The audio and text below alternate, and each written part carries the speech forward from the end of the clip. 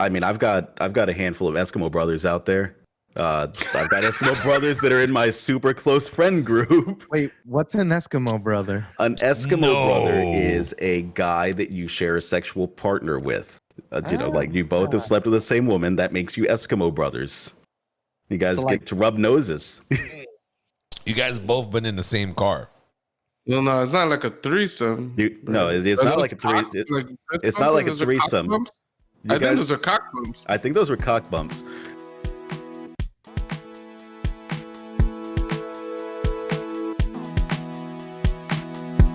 What do we think about exes and our friends' exes? Is there a statute of limitation on dating your friend's ex? How do you go about that? Do you ask? Because I was involved in a group text with some of my friends, and the question was asked, like, yo, if your best friend divorces his wife or breaks up with his girlfriend and you want to go and date it, how do you go about it? Is that wrong? Is there some type of play where, damn, you've been eyeing my chick since I've been with her? Like, how do you go about that? I think personally, you labeled some things that are very important indicators. Was she your wife? Was she, you know what I mean? Like, if you got married to somebody is a big difference than if you dated somebody. And I think that's taking the extra step. And I think when you marry somebody, it's adding an extra layer of intricacies that I don't know if it'd be comfortable. I think personally, there's levels to it. Like, I think if you're dating somebody, even in the dating, you know what I mean? If you're seriously dating somebody and your best friend starts dating that person, it could cause some issues. I think the best way to determine and gauge how these situations are going to play out is definitely by asking the person, hey, I like this person. You previously dated her. How do you feel if you saw me with this person and they let you know I wouldn't be cool with it? You, after that, have to determine whether their insight is going to be worth putting off what you want. My problem is that. Oh, go ahead. Here's the trick. Here's the cheat code to the internet, to the world, buddy. Any single relationship question that you possibly have, I can guarantee you that at least 50% of the answer to whatever question you have, the answer is communication.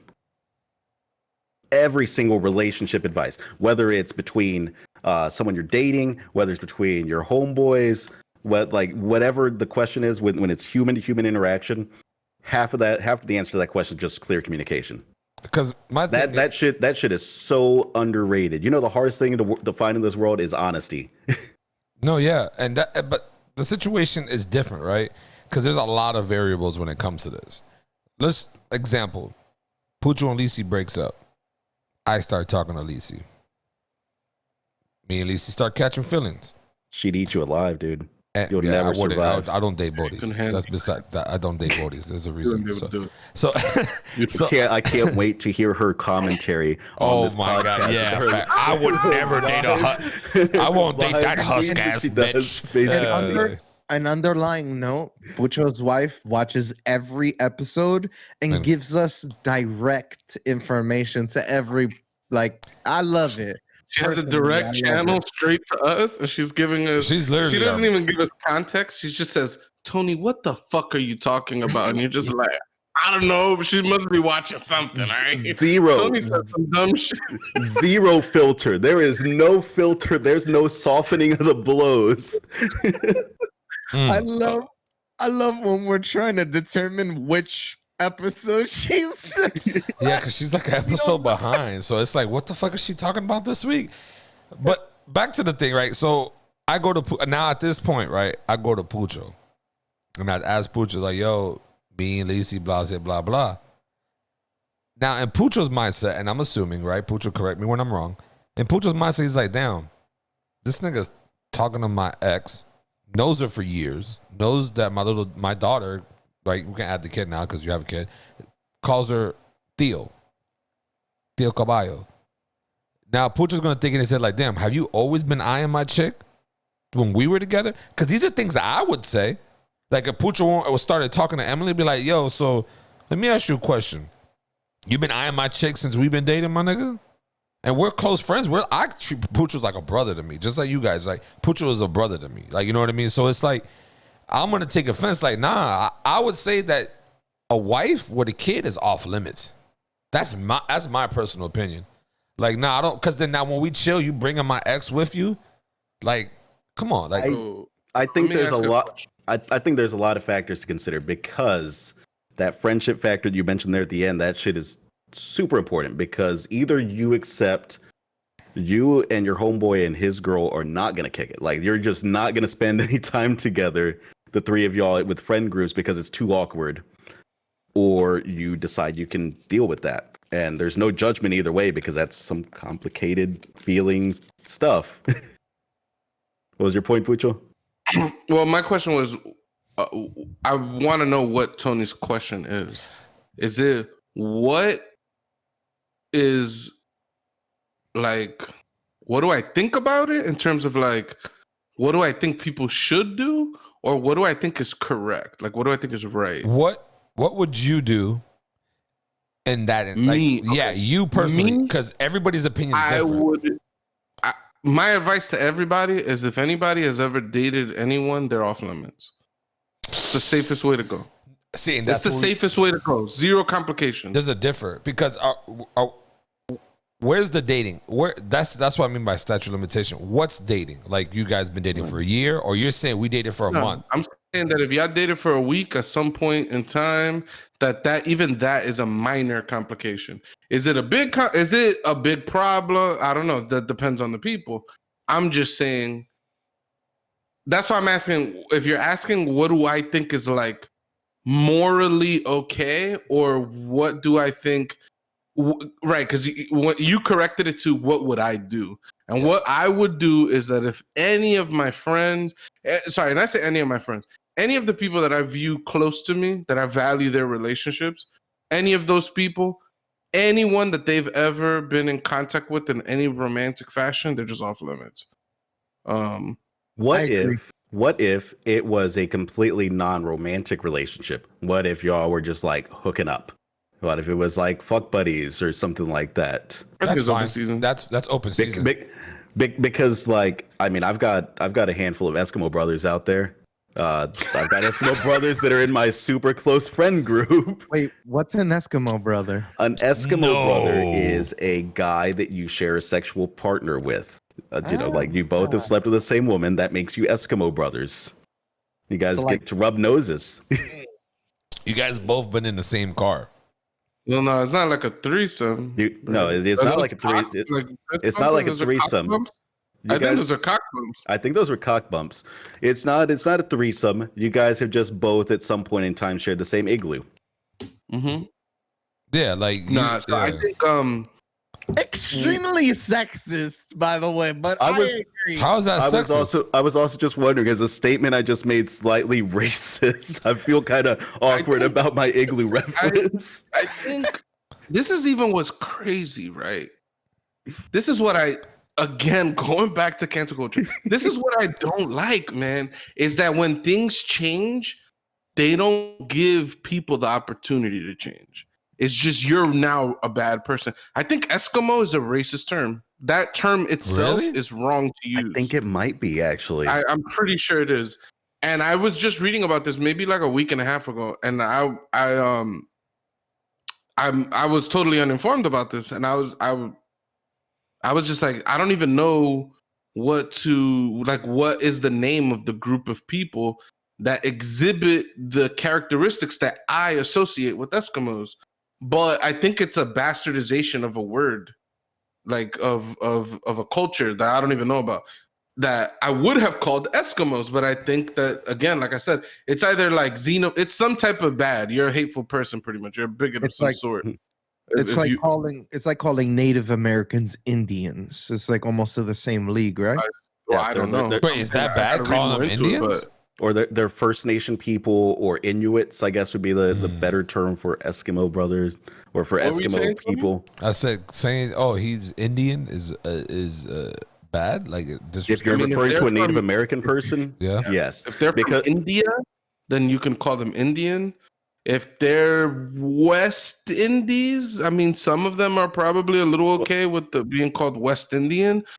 But if you're referring to Native American people, like the Seminole Indians, terrible word, or the Cherokee Indians, again, these are like how we've referred to them. But the Seminoles, the Cherokees, the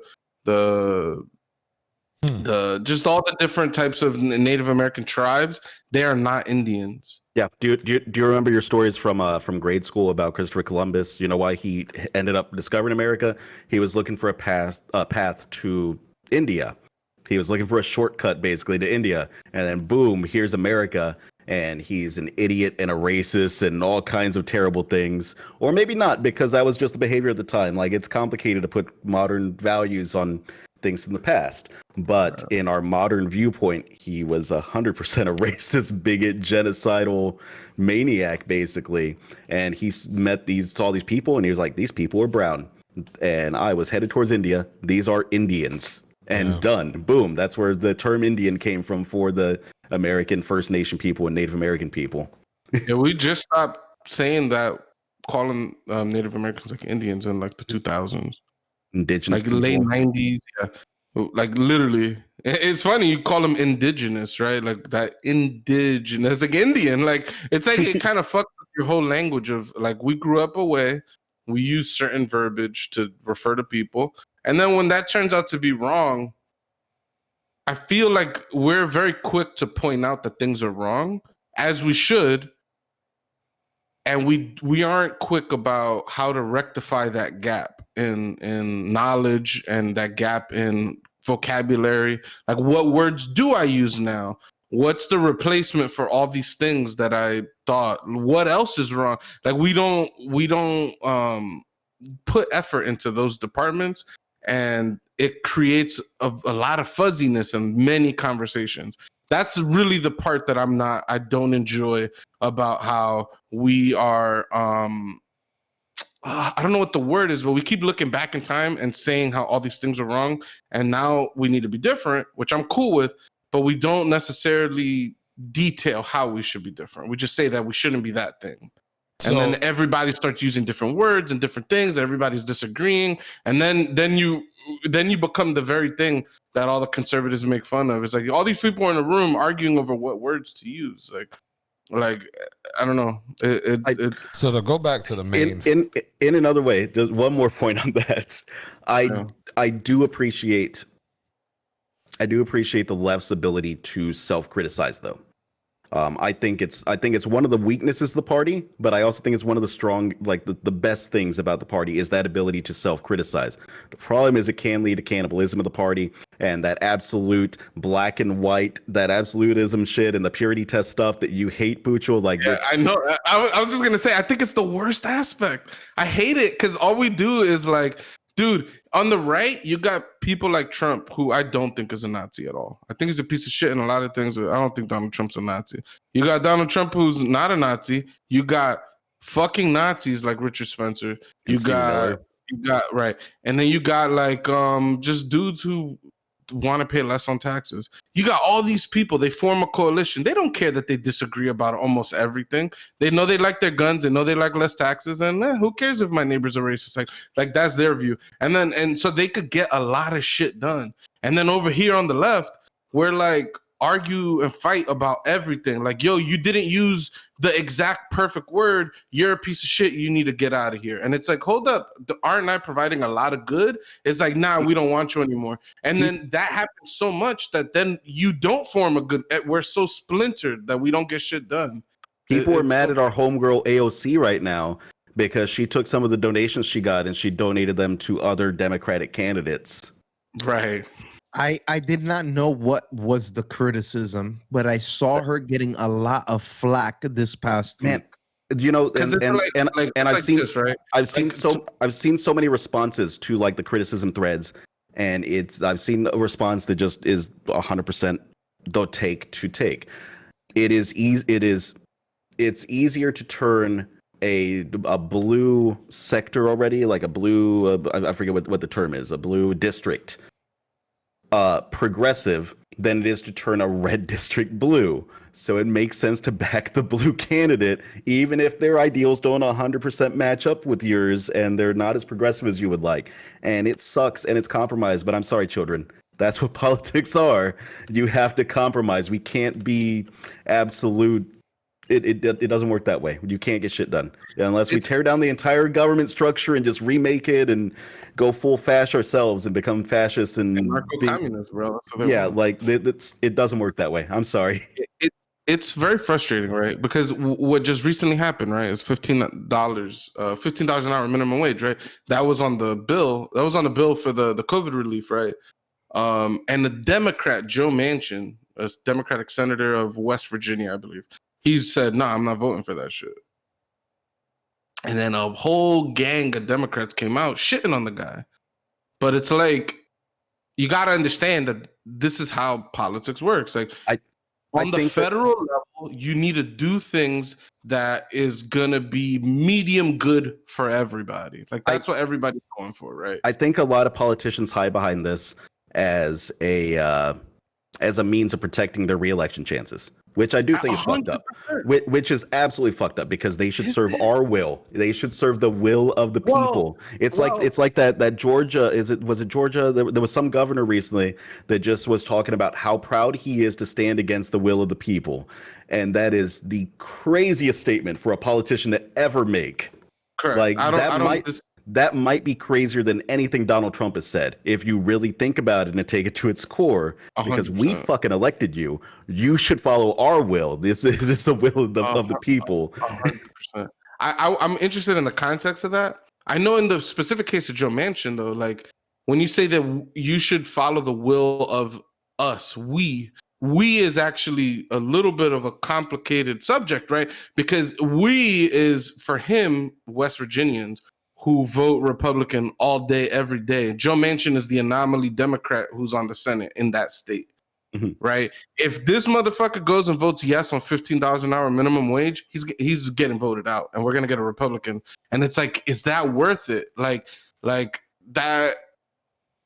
That's the complication. Like, cause some people go, well, we got $15 minimum wage now, right? And fuck it, if Joe Manchin gets out, he gets out. But now we got that minimum wage. And so then the question is that good worth it? And just, I think he's up for reelection in a year and a half. Is that worth it? Or is it better that he gets reelected and we have many more opportunities to do incremental changes? Like, I think that's the fundamental question.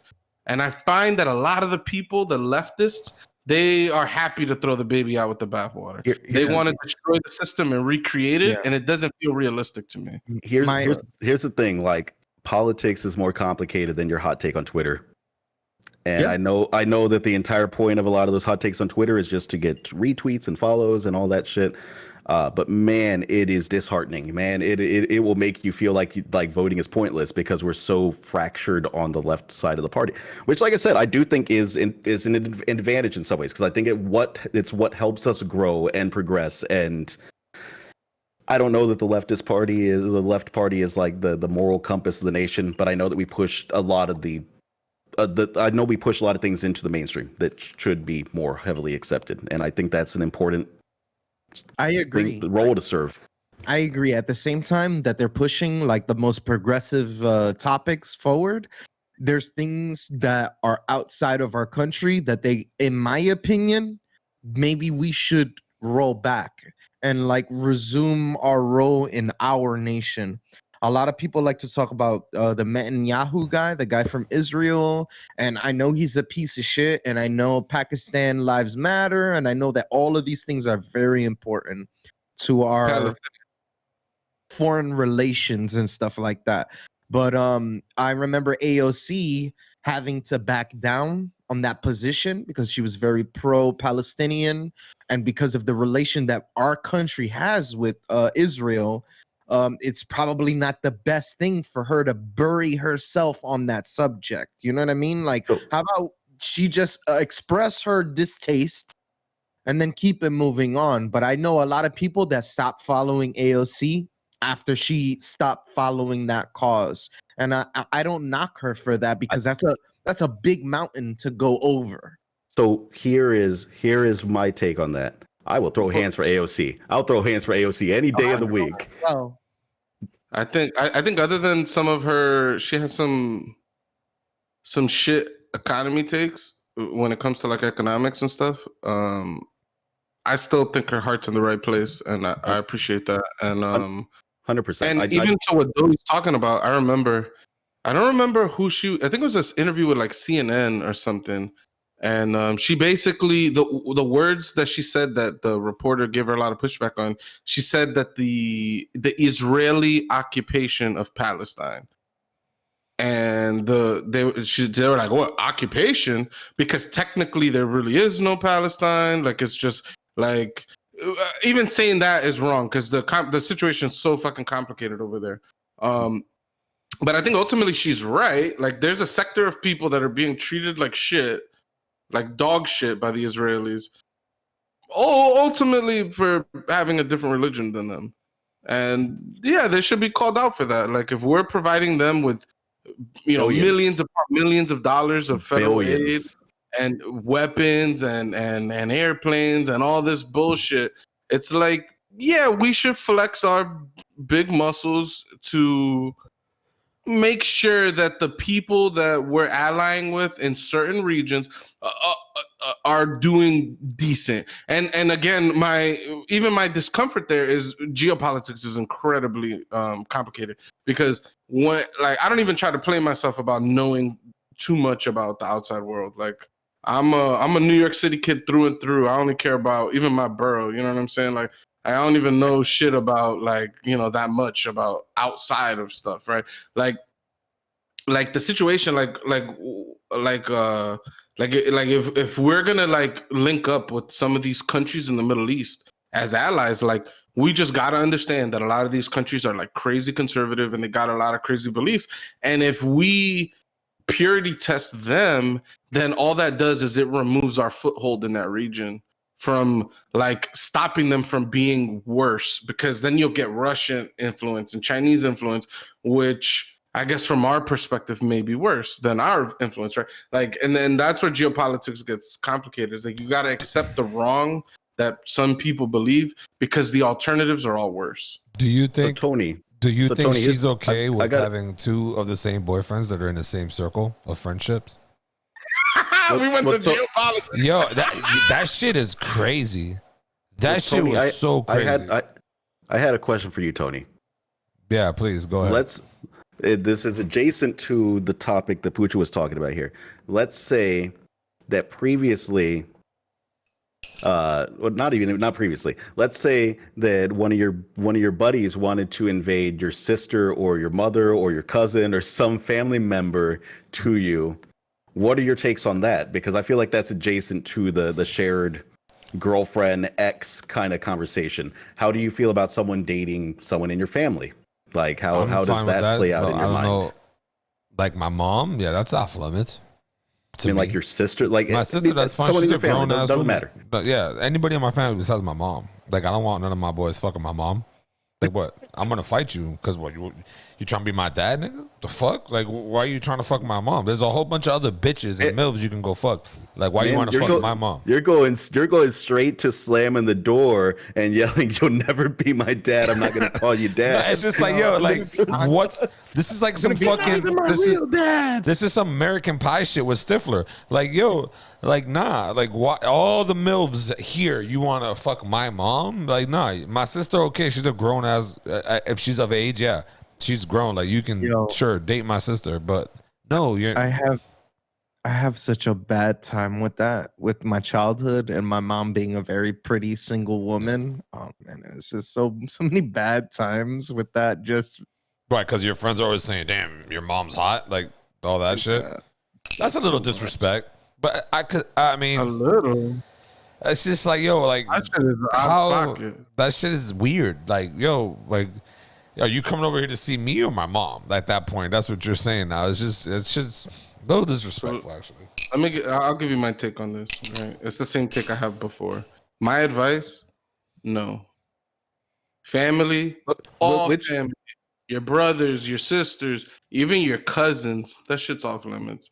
Which take is this? Because you had specified before what you feel personally and what you think might be like the actual like. Right. What I think is the best thing to do in terms of outcomes, like in society, like my advice to you is do not date your friend's any type of family member, any type, not a cousin, not a sister, not a nothing, because people get into problems and people gossip and people say words, and then as your friend, it just adds an extra layer of complication. Like now your friend wronged your sister. Like, do you now need to go check your friend, or is your sister assertive enough to go and handle that situation herself?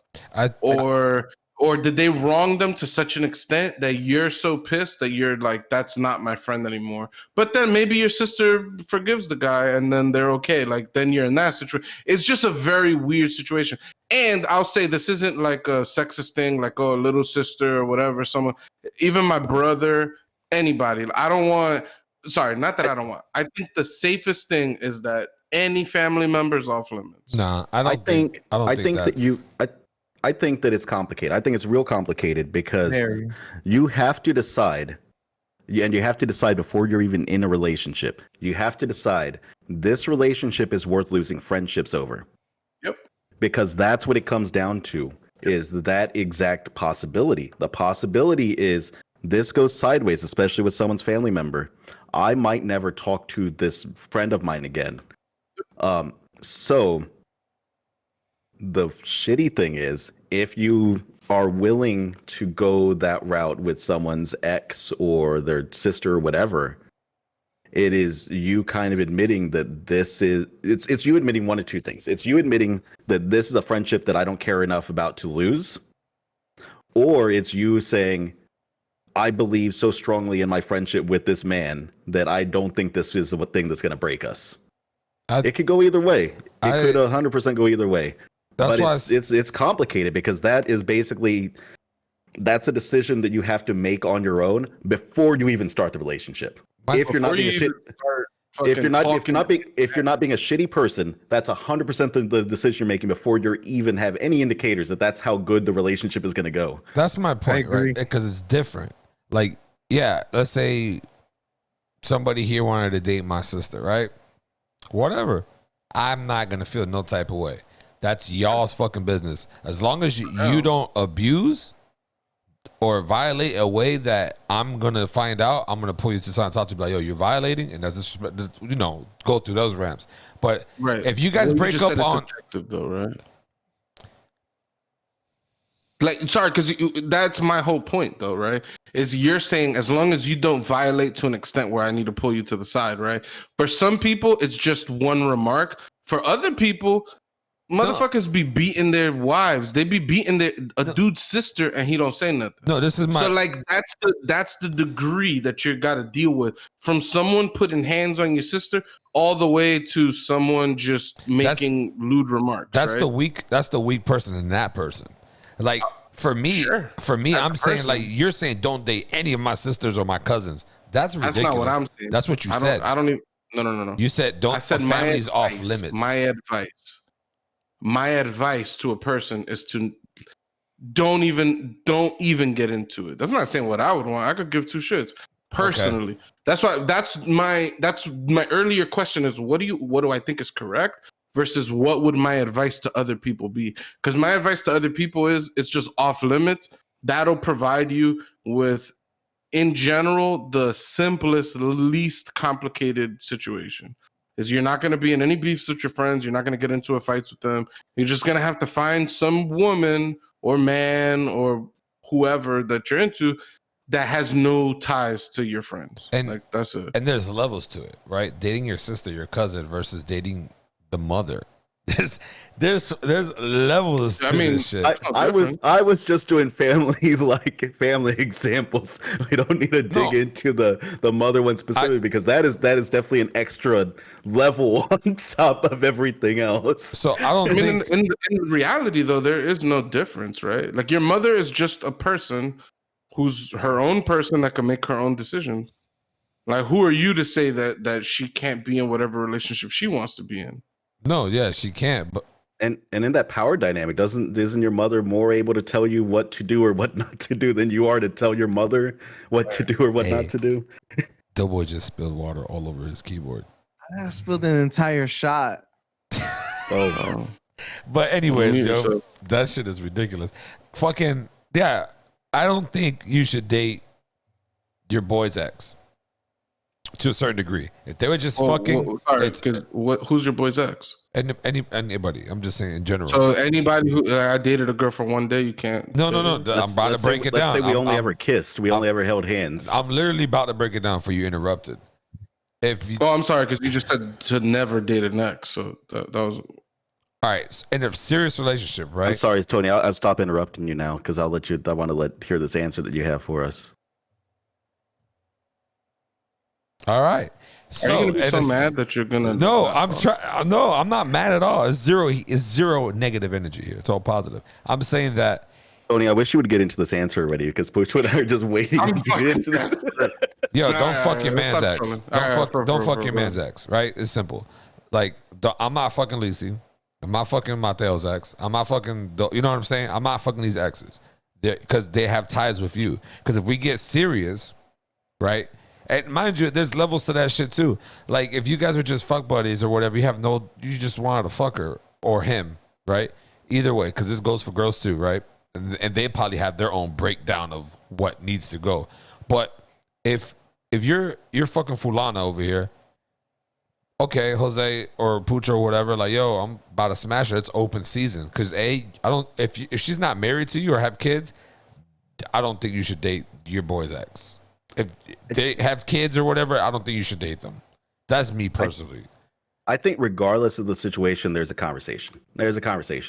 Like, because I don't know, maybe I caught feelings for my fuck buddy and you don't know this because I never discussed this with you. Like Pucho's way is the absolute way to never hurt any feelings. 100%. Just don't even approach that line. Don't even look at that line. Pretend that line doesn't exist. Yeah. I think the second safest way to approach that is just a conversation. You can talk to your boy. If you can't talk to your boy, maybe that guy's not your boy. Maybe guys. I don't know, man. It's a complicated situation. Like I got people that I feel like Tony. Like, all right, if I'm trying to even find the best way to word this, like. It gets crazy, right? Because like even if you approach somebody to say, yo, hey, I over the years, whatever, you haven't been with such and such for X amount of time, and we chat occasionally, I'm starting to grow some feelings. I just want to run this by you. I want to make sure that this isn't going to affect us, right? I know plenty of people that even that conversation would tarnish the relationship. Well, having the communication is a problem. Well, it's because and there's people that I think are good people that I would want to continue being friends with. Like I don't think that like not to call nobody out, right? But my cousin, right? He's hardcore. Like if I ever even told you that I like the girl, off limits. And like those are his true beliefs, right? So the conversation that we are having here is 100% not taking the women's personal opinion into matters too, because I don't know, maybe because there is an assumption of a line crossed here in general. Like it sounds like there's the assumption that there's going to be a line crossed in general, because if you're getting to that point where you want to talk to your homeboy's ex or whatever in a more serious way, it's implying that you're still talking to your homeboy's ex in some kind of way, and you could reason that there's intent there to move it in that direction. Or there's people get real weird about shit like that. People get real possessive even about exes that they shouldn't be possessive over, which is a whole different conversation. Or maybe it is this conversation. It could go either way. It sounds sexist, but there's a code to men. There's a honor. There's a fucking code, and it's not written down somewhere, but there's a code that's it's a bro code, right? Like us as men, we follow these certain codes when it comes to exes and or certain things, right? My gut instinct response to this question was the easiest way is just to come at me like a man. Just talk to me. Like I have a I'm family your boy. member. We're supposed to be friends. just talk to me. I have a family member literally came up to me, right? And I was talking to a chick. It didn't go nowhere really or whatever. You know, like I had feelings at one point, but then I lost it because of the chicks being retarded. But my family member came up to me and told me, yo, me and this chick, blah, blah, blah, salud. Me and this chick, blah, blah, blah, are, you know, talking or whatever, and some shit might take off or whatever the fuck, whatever the shit is. He came up and talked to me and told me, like, yo, is that okay? I said, yeah, I don't give a fuck. Like, I had no feelings. I was good. And that right there is just like, yo, this person didn't even have to do that. They didn't have to. But like you said, it goes back to the communication. You never know what someone else is feeling for it or have a feeling towards that person. But it gets weird for everybody else, right? Because if Pucho tells me, yo, it's okay for you to be with Lisy, everybody else in your circle, just because Pucho's accepted it and it's fine, and me and him are on good terms and he's like okay with it, Doughboy, Mateo, Brian, whoever might feel a type of way about it. They might be like, everyone else in the circle has no say. Absolutely. No, that's what I was about to just make a comment on. I think the most important establishment is with that person. And 3 people. Okay, what if you're dedicated? What if you're like, whatever this person has to say to me, I'm gonna keep moving in my direction. I think the best course is to allow that person to understand that. Like, listen, I really like this person. I want you to know first before what if I tell anybody you no? else tells you, and before anyone else starts to put some sort of input on it. I want to put my input first, and I want you to know where I'm coming from. If it's not of a malicious intent, you have to allow them to understand that, listen, I wasn't trying to do this to spite you in any way. We met in a very organic situation, and this started out like, and it has nothing to do with spiting you or getting you upset. I think that interaction with that person is the most important interaction. Vice versa, what everyone else thinks and says, as long as you and that person are confident in their positions, I think that's the most. What if I told you no, though? So what? What if I told you no, though? You cannot date my ex. Well, when Doe's position, he wasn't asking for permission. He was telling you what's happening. So then, right there is the kink in our relationship. I will not fuck with you no more. Yeah, but that's the point in telling you. So then you're coming to me telling me, yo, we're not gonna be friends no more. That's pretty much what you're gonna tell me. Because he's making you make that decision. No, you made that decision by trying to go fuck with my ex. No. Yes, there's a whole bunch of other bitches. Fuck how you guys met outside organically. You know this bitch. Oh my bad. Yeah, sorry. You know this chick versus through me. You know Emily through me. We break up. We have a kid. Now you guys organically met up at a bar, and now you guys caught feelings. No, you're not. If you're dating her, delete my number. We're not cool. Because why? I think that's your decision. Yeah, 100%. Because relationships are complicated, and it is a weird world out there, and it's so hard to find someone you actually click with. So, like, let's say there is the random thing where you click with one of your boys' exes. That's bullshit. I don't think that it's ridiculous to try to pursue that. I haven't had too many situations in my life where I have had situations where I have lost friends over girls before, and it sucks. And obviously, I'm not married to that girl, so I don't know which decision was the right way to go on that. Yeah. But I do think that the relationships are complicated, and trying to find someone that actually clicks with you properly, the way that you and Bucho have, is real damn complicated, and it's tough out there. So, yeah, if you feel that with one of your boys' girls, I don't think it's completely. I don't think that it should be completely just blocked. I'm cut from a different cloth, Mateo.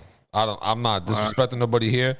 I am not dating. Trying to one up you, Mateo. Yeah, I'm one upping. I'm not exactly. I am not dating nobody's fucking ex-wife or has kids. There's levels to the shit. If you're dating someone, so there's some sexist energy to explore here too, because this is very much like staking your claim. Like, I planted my flag in this girl. Now I am the only man that can climb this mountain. Not the only man. The only man in my close circle. This is the second time you brought this up. All of my responses were genderless. It wasn't. I have not said like an ownership of women or no. Yeah. It's anything. my advice is everybody's off limits. The exact way that Tony's saying, if you even come to him with this conversation, like we've just created a kink in our relationship. That means you can't even approach him with a conversation without worrying that like you don't know the boundaries, right? That's why I say the safest off limits. My personal beliefs are this, right? If I'm alive, I do not want you with anyone that I have children with, because I think that adds a layer of complication. Like, I don't want I don't want my daughter, who's probably going to grow up calling you guys uncle, to then start calling you dad. Uncle Daddy. Uncle like Daddy. That, it's complicated. Like that I'm still around now. Like Daddy. That I gotta grapple with this. That's a little bit. It's a little bit too complicated for me. Pause. That's an official saying. Uncle Daddy. I've never heard of that shit. Who is this an official saying with? What? If you look it up, it Uncle is Daddy organization. In like neighborhoods of low, you know what I mean, Black culture, the Spanish culture, and it's in like an American thing. It's called in the hood, people say Uncle Daddy. It's called Uncle Daddy. That's all I can think of is that stupid cartoon Uncle Grandpa. Nah, I don't. I've never. He's your Uncle Grandpa. I've never. He was your uncle. Never heard that cartoon, dude. Never Good morning. But so what I was saying is like once you have kids, I think the situation gets a little bit more complicated. I think, me personally, if you decided to engage in a relationship with someone I have kids with, someone that I'm raising my kids with, then you getting with that person for me would mark the moment where I just wouldn't be able to be friends with you, because I feel like you're crossing a boundary that I don't feel comfortable with. What if you passed? If I pass, I don't go because I'm dead and I don't have any rights. Well, I'm curious. Is that the whole reason why the thing would vanish, or is it like, is there a thought process of this is one of my boys that's stepping in because he loves my daughter as a niece or whatever, in whatever kind of way, like he's grown accustomed to her, and maybe he like I don't know. It seems like there could be a whole. I think that's okay. Dynamic. I think that's okay. Like it's almost like that old biblical thing of like, oh, your brother passes away and he's got a wife. Now you have to step up and marry his wife, which I don't think is the right way to be. But I don't know. I think there's some similar dynamics there. Your question, right? If I passed away and somebody decided, hey, it turns out I'm actually attracted to your significant other and I want to engage in that relationship and blah, blah, blah. Regardless of anything, of course, I'm going to have my feelings about it. But if I'm dead, I'm dead. I don't have any feelings anymore. I have no rights. Life is over for me. There's nothing about me that should be taken into consideration about any decisions that anybody ever makes ever again, because I'm gone. Like, all that matters is if it bothers me. And since you at this moment could cause no more harm to me, then my feelings should not be taken into consideration. And mind you, just a reminder for everybody, this goes for both sexes. We're just speaking from a man point of view because we're men. We don't own anybody. We're not speaking from a man's point of view. I'm not even from a man's point of view. No, this whole conversation is a little bit of man. I'm saying point significant other, a person I choose to have kids with. So I even include, like, if I adopt some kids and I'm raising those kids, and they're calling you uncle, in my life, I don't want to hear them calling you dad or stepdad. I think actually, now that I'm thinking about it, I might be talking from a male's point of view, but just because most males tend to be pretty territorialistic and jealous and have their own I'm not even saying jealous issues, because like I said, it's very sexist, that like flag planting of I don't know, like, I'm the king of this land now. You have to pay tribute to me to gain access to these lands. Absolutely. And I think that's a bigger conversation, which I've been trying to, in my own discourse, trying to figure out, like, what is being a man? Now it's complicated, right? No, because it's different. It's different, bro. Like, we're not saying this is my land. I was the first one here. No one can. No, that's not what I'm saying. I'm saying this. I have a personal attachment to this woman or man that has kids, that I have kids with, and you going seeking relationship after that, at this point, you did this, bro. You're going behind my back, or you asked me, that's causing a problem. How can you call yourself a man at this point? How?